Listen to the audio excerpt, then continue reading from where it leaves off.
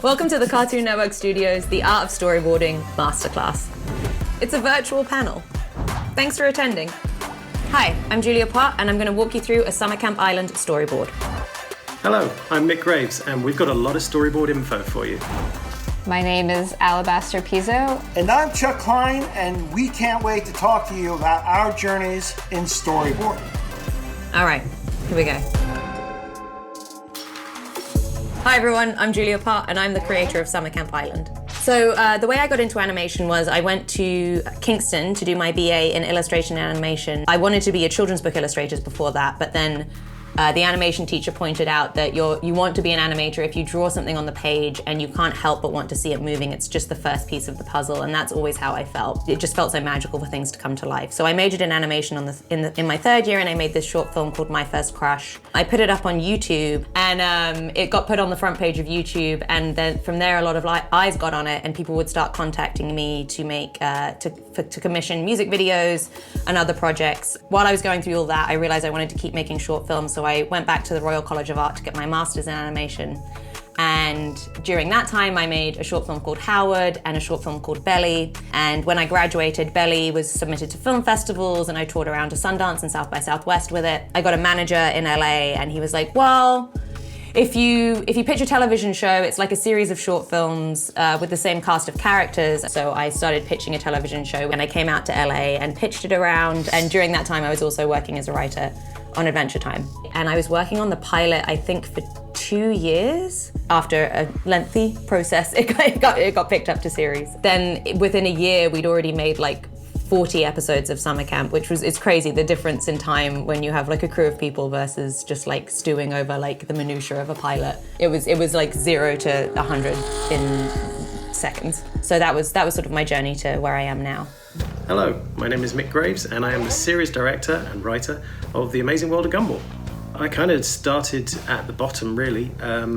I took a job as a runner in an animation studio. So runner is kind of like a gopher, just doing odd jobs, whatever jobs come up. And so I started in an animation studio pretty much at the bottom, and then slowly crawled my way up through the greasy ladder, working as an in-betweener, animator. I did bits of storyboarding, and then eventually design and direction over a few years, and that was in the commercial animation industry, so making ads for TV. Hi, I'm Alabaster Pizzo, and I'm a storyboarder on Summer Camp Island. I've been an indie cartoonist for a little more than 10 years, and I've published works on my own and also with small press publishers. A lot of my cartoonist peers have moved into the animation field, so it was like a logical next step for me to do that. It also pays a little bit better than just trying to make it on your own and doing comics. And a lot of the things that I'm learning now in animation, both in terms of art and in storytelling, are really helping me to do better comics, and sort of vice versa. They really inform each other, and I feel like every new skill that I learn for my job now, working in TV animation, is helping me become a better storyteller, better artist, better cartoonist overall. I'm Chuck Klein. I'm a supervising producer on Apple and Onion, and I think of myself primarily as a storyboard artist. I went to a school for graphic design. That didn't really take me too far. I ended up in advertising, doing live action storyboards for commercials. After enough years of being broke, I was kind of desperate to do something other than the advertising storyboards, because it was not particularly creative. I went around town with my my really bad portfolio and got refused a lot of jobs. And I was literally told by a pretty famous producer that you'll never work in this business ever. I took that as a challenge, and I went and started drawing like crazy, and getting my drawing skills tighter, and looking at what other storyboards and advertising were doing, and I was lucky. I went into Clase Magistral, and they were pretty desperate at the time for artists, and I tested, and probably went away thinking I blew it. and got the job. I happened to be 34 when I got into animation. So there's a lot of perseverance and patience on my part. In the animation process, one of the most important stages is storyboarding. Your storyboard acts as the blueprint for everything that follows. It's the first time your script is turned into anything visual, and that storyboard will then get made into your animatic, shot to length to time, and basically everything that comes after storyboard is dependent on the choices made by that storyboard artist. I would describe storyboarding as the sketch for the animation. When I'm talking to my friends who aren't in the industry and aren't really certain what it is, I'm gonna do a pass, and then a revisionist will look at it, and then the directors will look at it, and then the people who make the animatic. Like, there's gonna be more that happens to it after I do it, but I'm just the first person to really take the written idea and put it to paper visually. Someone once told me when looking at a storyboard, you should look at it like two doctors looking at a body that you're about to operate on. It doesn't belong to anybody, you're just trying to fix the body. And that was always, I like thinking of the storyboard like that like you're both just there trying to make it great, and no one's gonna take anything personally, and you're just like collectively trying to make it the best it can be. I think people get too personal about storyboarding. It is art on some level, but it's really a tool to make the cartoon. It's the tool for the animators. But you can't be precious about it. It's the end product that's important. So, as a director, the way I work with the storyboard artist and the storyboard team is that I will give them the script, and they'll draw out their first pass board, and they will pitch it 3 times. So what I mean by that is that their first pitch, I will sit down with the storyboard artist and the storyboard supervisor, and we will work on that first pitch. And they'll go away, they'll do the changes that we implemented, and they'll bring it back and they'll pitch it again. And this happens 3 times in total to give us as good a possible chance at going through the whole show as we possibly can get. But each time we get to work with, or each time I get to work with as a director, I get to work with my storyboard supervisor and the storyboard artist. It does feel pretty cool to be at such a beginning stage of something. Like, I set the scene, and I could write the jokes, and I could write things into an episode that, you know, further down the line, the design people and everyone else will make happen. So that's really interesting to me, that I could, you know, conjure characters and backgrounds into existence. My preferred method of storyboarding is pencil and paper. I like to use little post-its on a printout of 4-panel thumbnail boards. Then we'll scan in the boards and clean it up on Storyboard Pro. It's a nice way of maintaining the sort of fluidity and the intention of your pencil drawing, but still having it be digital, which is more helpful for the cleanup storyboarders in Korea, and every part of the process is a little bit easier when it's on Storyboard Pro. I use Storyboard Pro.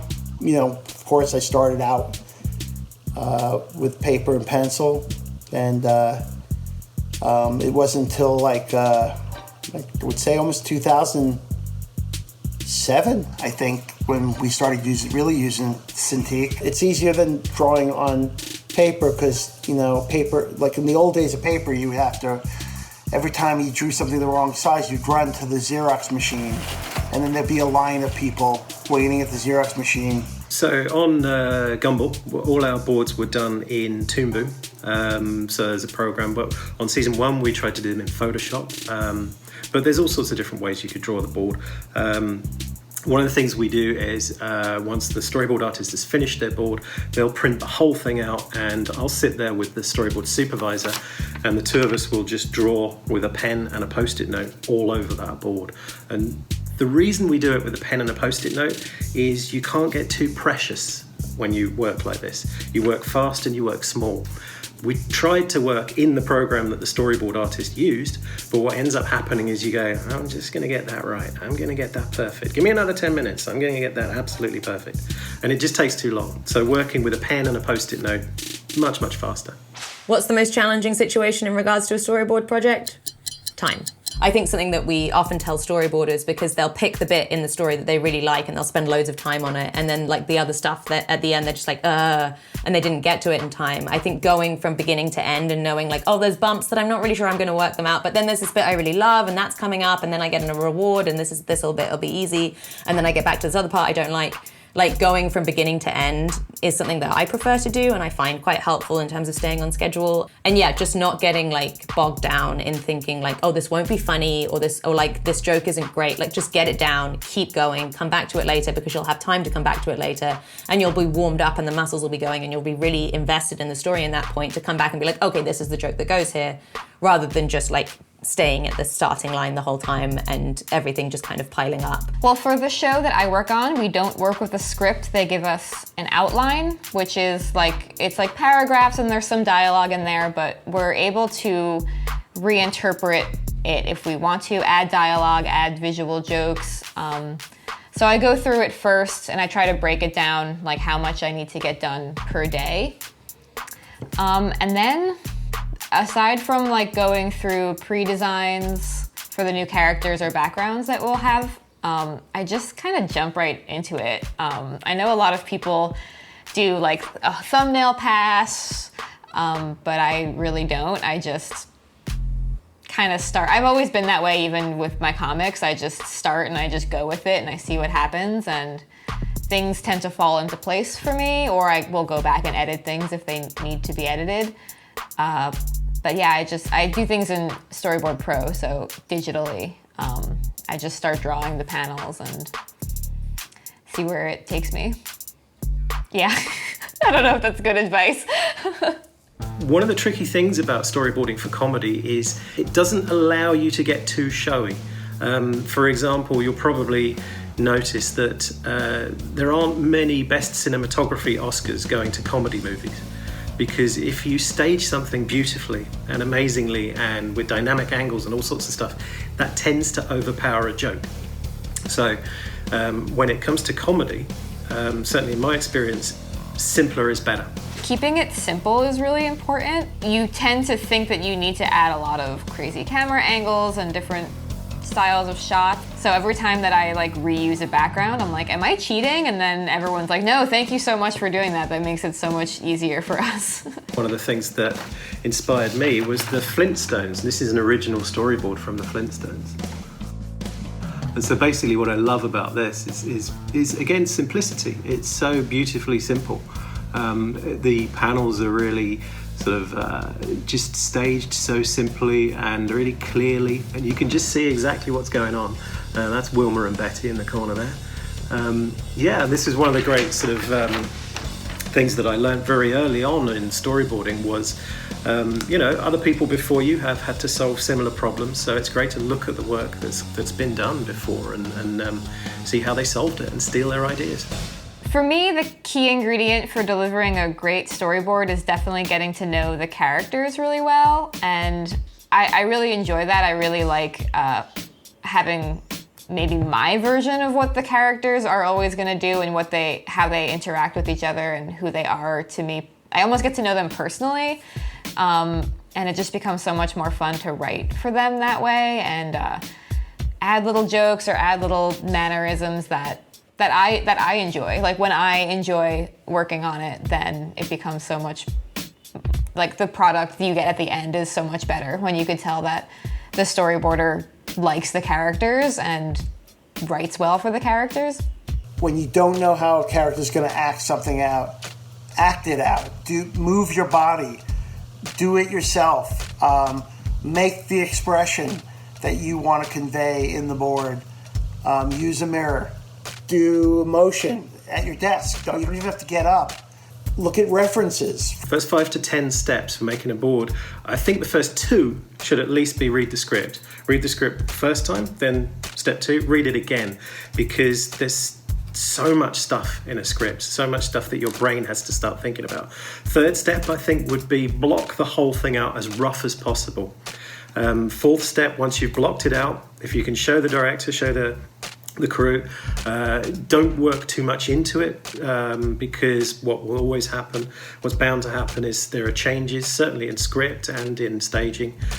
So 5, I think, is don't mind doing it again. It's part of the process, and it's very normal just to keep going over and over and over it until it's good. And it doesn't mean that your work is not working. It just means that as you go over it, you can improve each time. First, I read through the outline. Second, I will take any pre-designs we have and just draw them at least a few times to get comfortable with the characters. A really good tip, it's gonna sound silly or maybe redundant, is draw an overhead schematic of the scene that you're doing. It really is so helpful to just keep things organized. And then third, I just start, I don't know, I just go right. I sometimes will thumbnail like the first scene and then I just draw the whole thing. I don't do a lot of planning. So now I'm going to show you how we pitch a storyboard on the show. This is a storyboard done by Hannah Nystrom, who is an incredibly talented storyboarder. This storyboard is for the first half of Susie's arc, which is a 4-parter about the backstory of Susie and her best friend Ramona, and it sort of starts at a sleepover with Susie, Oscar, and Hedgehog. Okay, so we open on an exterior of the witch school. It's a witch flag blowing above. It's nighttime and there's crickets. And we go into the interior of the witch school and we pan down and we see Oscar and Hedgehog and Betsy and Alice and Susie, and they're in their pajamas. And Susie says, "Okay, that's the end of the witching hour." She waves her wand. She magics away Oscar and Hedgehog's tarot cards. "No more witching." Waves her wand again, magics away Alice's crystal ball.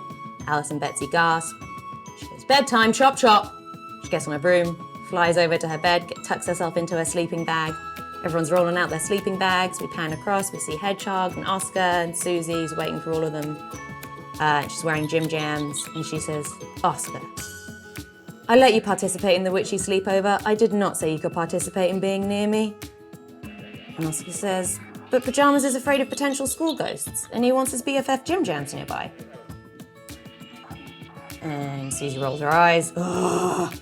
Jim Jams chimes in and he's like, "Come on, Suze, don't be such a sack of green potatoes."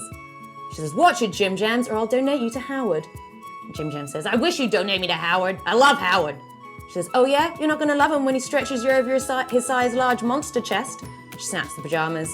She's like, "Okay, lights out, witches." She snaps her fingers, puts on a little sleep mask, starts to sleep. It's super beautiful. And then we go to the exterior of the witch school again. It's peaceful, and then Pajamas screams, "Ah!" We cut in, and Jim Jams wakes up. She says, "Jim Jams!" She's like, What is it, Pajamas? Did you see a ghost?" Pajamas says, "No, Susie's sleeping face." Cut in on Susie's sleeping face, and it's delightful, and she's like, Jim Jim says, "Oh yeah, I don't have to look at that. One of the perks of being on her body."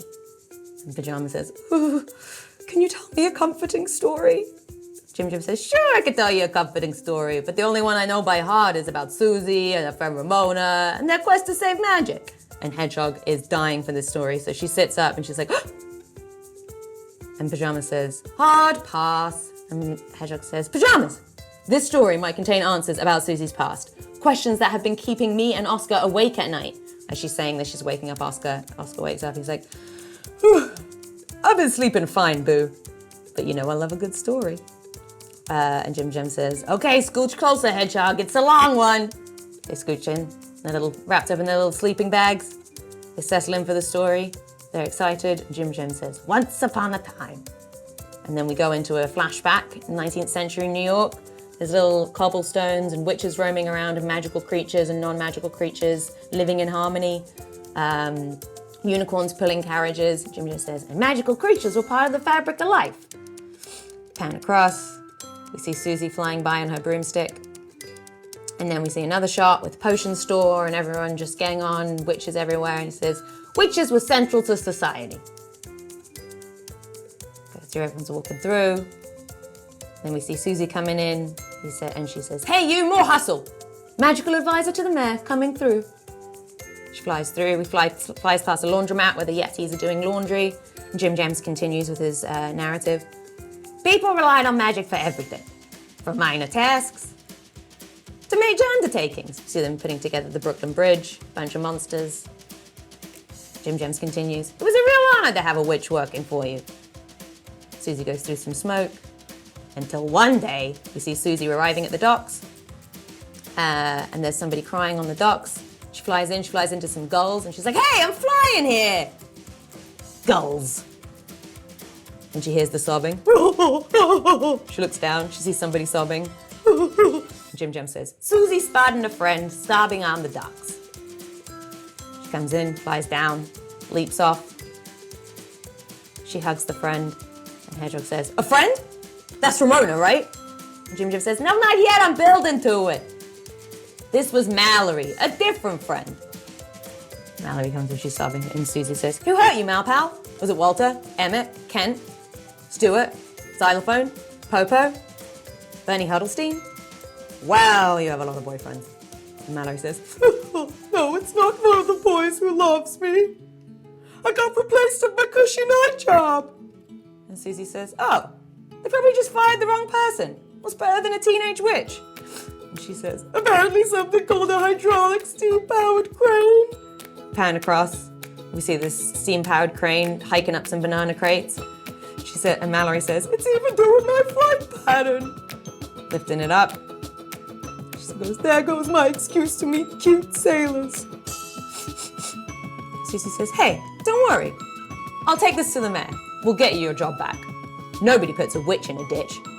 She grabs her broom, gets on it, hop on. Mallory hops on. Mallory's still crying. Susie says, don't cry on my hair. They fly off. And that's the end of the first few scenes of Susie's arc.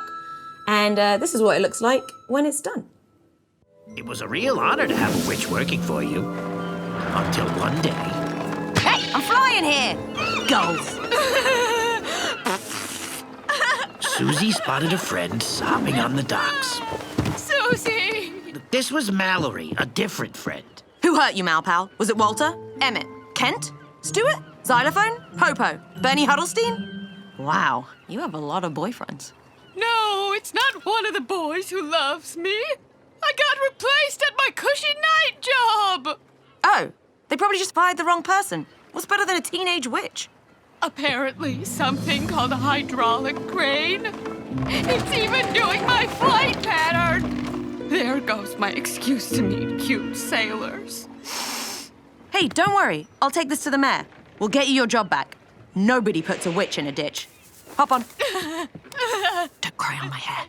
So on Gumball, over the 240 episodes and the 10 years we've been making it, we've been able to give some unique filmmakers the chance to do their own little sequences in there. And what we try to do is give them a sort of blank sheet. Just say, sort of do what you do whatever you want to do. And which is terrifying, which can be terrifying, and it also can be amazingly liberating for them. So what we do try and do is, it is a blank sheet, but it needs to fit in with the script. So we'll try and get those filmmakers, those artists involved early in the production when we're writing the show.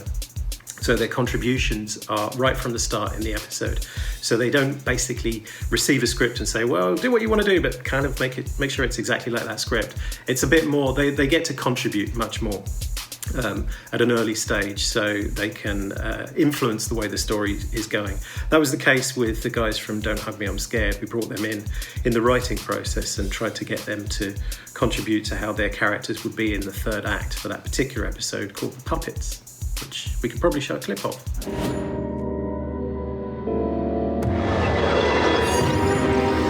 Ah!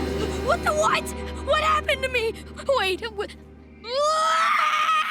If that worried you, sir, I advise you not to look down. Okay, Gumball. Focus on the task at hand. Not hand! Focus on the task at hand. Ahead! Task ahead! Wait, what's that? The end of the fun.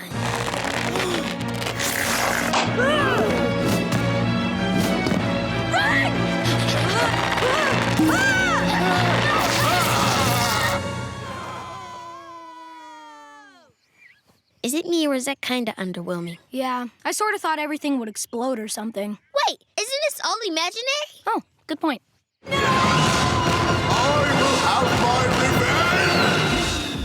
Sorry, there's people screaming outside of my door. Can you hear it? It'll make me sound fun. Okay.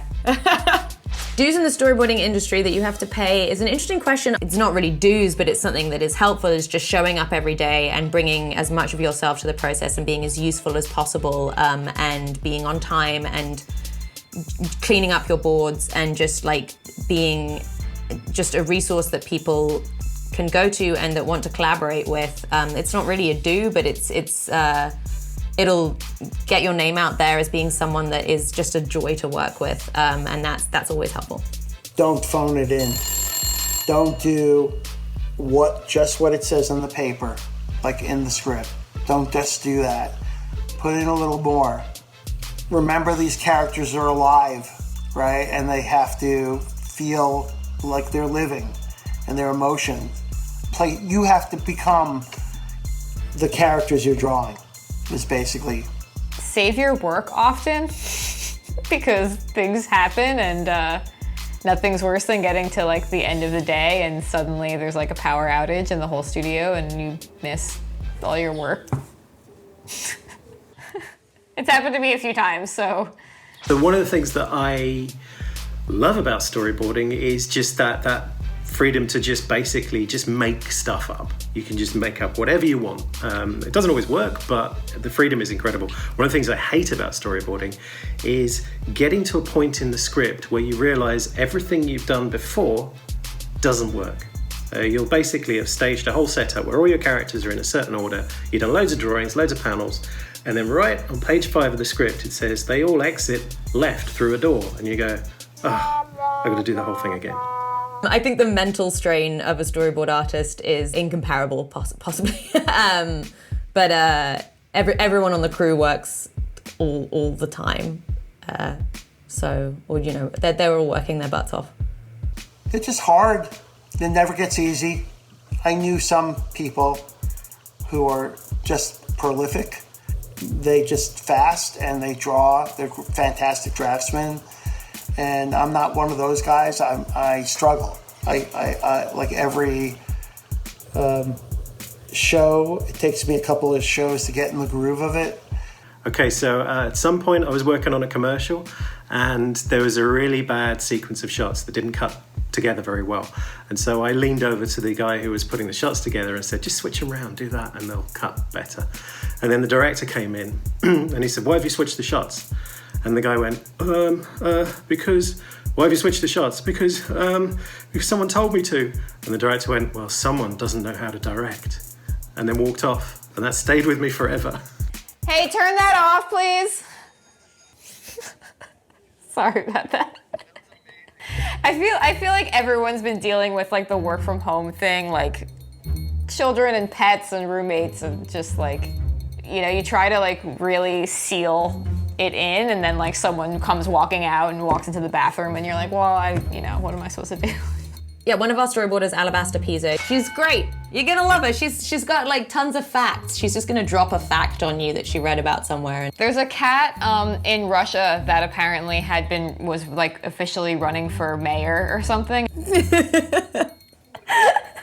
I'd gone to a comic book fair in New York and met her and bought one of her comics, and we hired her to do a storyboard, and it was so hilarious and so beautiful. And as she had no storyboarding training before, and then the storyboard training program was created, we recommended her for it. The Cartoon Network Studios storyboard artist training program was really great, and it was perfect. It got me up to speed working on a production. I had already started with some of the skills that I needed, having come from comics, which is like a visual storytelling medium to begin with, but like the language of film and cinematography that I needed got me right up to speed. Terminology, production pipeline stuff. It was really great. It was just what I needed to get me where I needed to be. She had all of the humor and all of the drawing skills and all of the storytelling skills that she needed, and she just needed to hone in exactly what needed to be done technically, and she knocked it out of the park. Julia's been really great. I feel like maybe she's unique in that she's really given this show to the people that she's hired to work with her. Like, she's not possessive of it at all, and she really values all of what all of us bring to it individually. She's been so like enthusiastic about me and what I have to bring to it, especially me being so insecure starting out. Like the first pitch I did, everything, people were laughing, and I'm still in the insecure phase too, for sure. Like I've only been doing this for about a year, so I definitely still have like the imposter syndrome of like, why do I have this job? How did this happen? How did I do this? I got in. I scammed them. I'm in. I've done it. I'm doing this now. And then when I worked on Gumball, I got hired, and I was living in London. And I was going, well, how did this happen? I'm living in London. I'm in London. There's there's Tower Bridge. There's Parliament. And I'm going, how did I did this through this? And I don't know how I did it. So I did at one point refer to Chuck as storyboard royalty. Make me sound like a genius.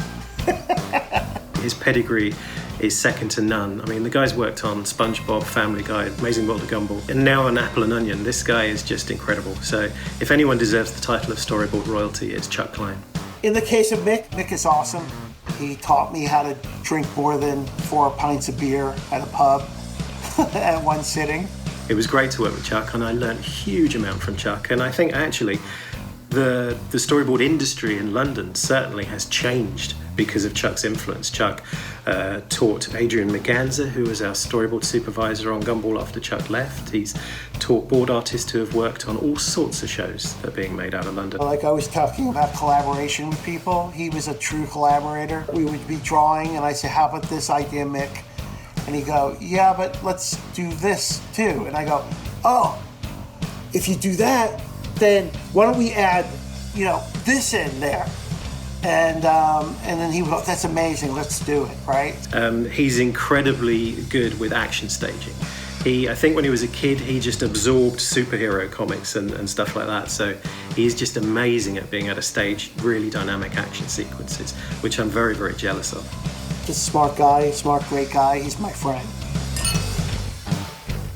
The Cartoon Network Studios artist program was incredible. I was given so much freedom. I think that was what was really lovely, especially coming from a short film background where I was used to making things, making a lot of the creative decisions myself. In the first few stages of the storyboards, really from beginning to end, as much as creative freedom as I wanted was allowed to me, and if I needed help, it was provided to me, which was a dream. They really just want your complete vision, especially for the pilot, because if they're going to be picking it up to series, they don't want you to be surprised or anyone to be disappointed.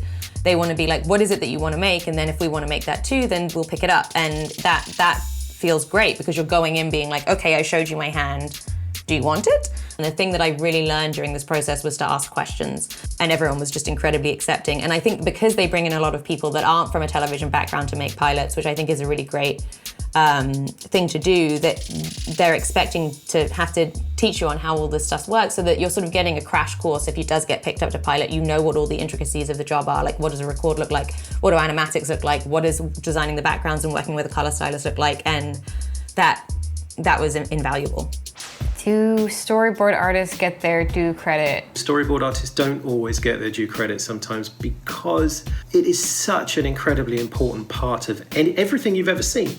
Every movie you've ever seen, every TV show, so much is boarded, so many choices. And the board artist makes the first visual choices from the written page into a visual piece of storytelling. Sort of almost invisible part of the process because you don't see the storyboard on screen at the end, because you see animation and you see design, but you don't really see the board artist's own frame. You'll see the composition and the staging, but the board artist's actual frame hasn't made it to the final image. They should have like a pedestal made to them. The pedestal? That's not right. They should be put on a pedestal. They should be celebrated all around the clock. But I think people do realize how incredibly hard it is. I feel like I talk about it all the time. But yes, they should be given statues. Where the moment where the episode goes from just being conceptual to being like actually visualized, and a lot of editing can happen after that, but we're the first ones to visualize it. It's the glory of written by, storyboarded by credit. It's really, the first time you see that, it's pretty wonderful, actually. My top 3 favorite characters in Summer Camp Island, I suppose Susie is my favorite character. My favorite character to write for, because she's such a grumpy little witch. I think she is everything that you want to say but have never felt too polite to express. She's one of my favorites. I love Oscar because he is just such a little sweetheart and he's just got so much goodness inside of him, and there's like a humor to how sincere he is. And I love Puddle and the King. I know that's 2 characters, but that their relationship is a joy to write for, and they're just they're adorable. I love them as a duo. I identify a lot with Susie. Not only do we kind of look alike because we have the same haircut and the same teeth, but I think I relate to her attitude a lot. Her whole redemption arc is so, like, I love her. She's a great fleshed out character. This guy, which is in no way related to Chuck Klein. One day Ben Bocalay came over to me and goes, you know, Mick is doing you. That's Banana Joe is you. I did do a very lazy version of an impersonation of Chuck. As long as Chuck doesn't see it, that's fine, yeah. It was kind of like a sort of, Okay, I guess. I don't know. Maybe the laugh, I don't know. I'm not bad. Which ended up becoming the voice of Banana Joe in The Amazing World of Gumball, yeah. Hey, one more thing before you go. Ready? But it's flattering all the same, and I think it's funny. I take it as a compliment that people either imitate me or do a drawing of me. For the secondary characters, the things that I like about them are the designs. Like, I love drawing the monsters. I love Pajamas. I love working with Naomi Hansen, who plays Pajamas. She is just such a joy. If you ask her to be sad, you're like, okay, this line is really sad, Naomi. She's like, okay, got it. Just for context, she's like 3 or 4 years old. And then she'll like try and cry, and then she'll deliver the line, and it's just breaks your heart, and she's, I love her. Can you tell me a comforting story? I suppose I'm supposed to say my top favourite character is Banana Joe, but I think hours and hours of voice recording sessions have sort of put me off him a little bit. I do love Darwin. Darwin as a character I think is great in Gumball. And on the new show that we're making, Elliot from Earth, we've been given the chance to create some amazing new characters, and there's some really cool ones in that. SpongeBob was a big one for me. And not only because of how big SpongeBob is, but because, first of all, it was a pleasure to work on because it was funny. It's a funny cartoon. It's still funny, but it's also carried, like when you left, it carried weight with it. You were a guy that worked on SpongeBob. Sounds weird, but you're that guy. You're the SpongeBob guy. Another one is Family Guy. I worked on Family Guy. I could tell people who are just fans of the show, I did the second chicken fight, and their eyes light up. Third one is Gumball. Gumball was a fantastic experience. I loved the show. I loved the characters. I loved living in England. I love the people I worked with. They're just all fantastic people. They're just great people. I love them all. Oh yeah, one of the things I heard about, I experienced in a storyboard that we did on Gumball was kind of like a lost in translation thing, where basically in the script it said, big explosion, and Gumball comes back in smoking. And guess what happened? Gumball came back in and was smoking a cigarette. So we were not literally, because that is not for kids' TV. Advice to someone who's looking to start a career as a border artist: making personal work is always my main piece of advice. I was constantly making personal work in between paid jobs, and all of my ideas and all of my future work came from those personal pieces. Like I said before, if you work hard, you put yourself into what you're doing, you're a good person to work with, somebody who's a collaborator in ideas. People will like working with you, and you will go farther than you ever imagined, which is what happened to me. Is like, I like to think that people like working with me, and I like working with them. So it's a good thing.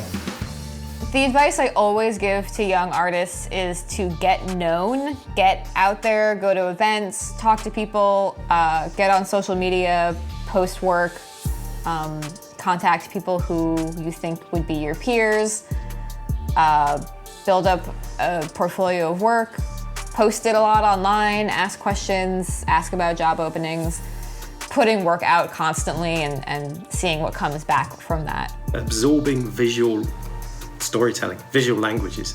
I guess it's that's where most of your time should be spent, as well as drawing. But to be fair, you don't have to be the greatest draftsperson in the world to be a good storyboard artist. It's about being able to communicate your ideas, being able to put down your ideas. You know, it helps if you can draw brilliantly well, but if you can't, that doesn't mean you shouldn't be a storyboard artist. If you understand film language and you love TV and movies and storytelling, that's just as valid. Learning the basics is always incredibly helpful, just the technical basics. But what's more important to us is an ability to tell stories and come from a personal perspective. Is the technical side can be learned, and the personal side is just so enriching and just wonderful when you find someone that has that. Thank you for joining us, everyone. We really appreciate it. Excellent. Thank you very much for watching, and I hope you get something out of it. Thanks for watching. Keep drawing, keep dreaming, go for it. In everything you draw and do, just be true to yourself. See you later. Bye, everyone. Bye. Keep drawing. Thank you Stay very much. safe. Thank you. Welcome to the... Welcome to Cartoon... Welcome to Cartoon... Yeah, that's right. Okay. Yeah, that's unfortunately the sun. I can't block it out. I could, hold on, let me try and put a blanket in the window.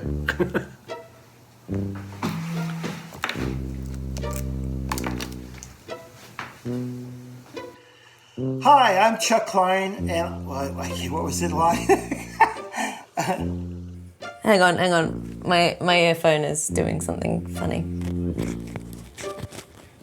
Like that? Okay. Welcome to the Cartoon Network Studios. Nope.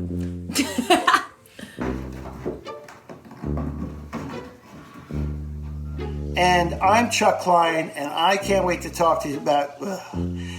Thanks for watching. Keep drawing, keep dreaming. You'll get there eventually. Maybe not that one. Sorry about the dogs. Welcome to the Cartoon Network Studios Art of Storyboarding Masterclass. Yes, okay.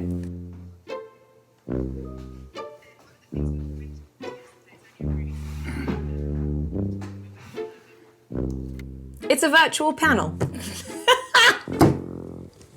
Oh God, okay.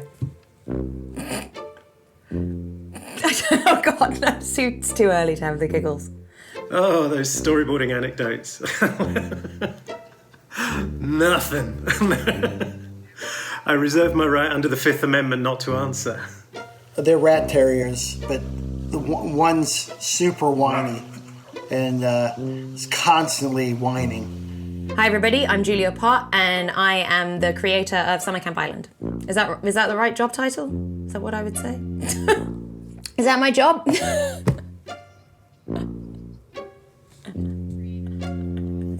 Thank you.